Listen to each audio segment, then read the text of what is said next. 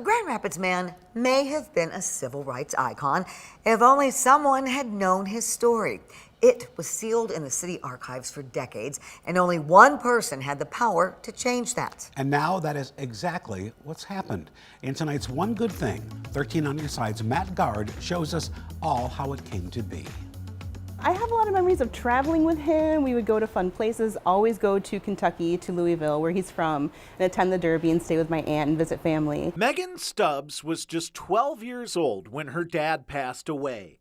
John Stubbs was a Grand Rapids police officer in the 50s and 60s, but Megan didn't get to hear much about his law enforcement days until she was introduced to the current chief of police. I met Chief Winstrom through a friend of a friend, and I was like, hey, Chief of Police, let's go straight to the top and ask this guy if he knows about my dad. Are there archives that I could maybe look at and see him as a police officer back in the day? Because when he was my dad, he wasn't a police officer. I just thought it would be a great opportunity to check it out, check out the archives, and see if maybe there was something I could dig up that would be of interest to her. Officer Stubbs' folder was being held in a locked part of the archives where personnel files are stored. He became a police officer in 1953.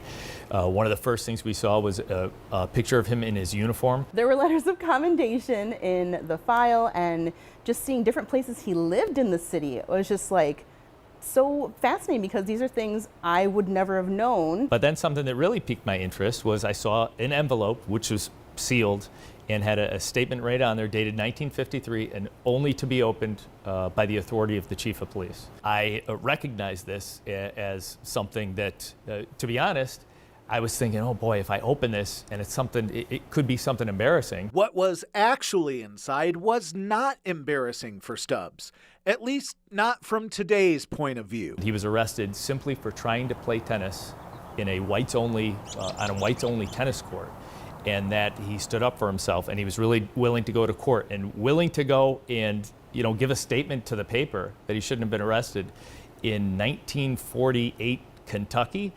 That's, that takes a lot of courage. With this discovery, Megan has had a chance to ponder what her dad might think about America today. I think we're always working towards progress, and we're going to have stumblings and mistakes along the way.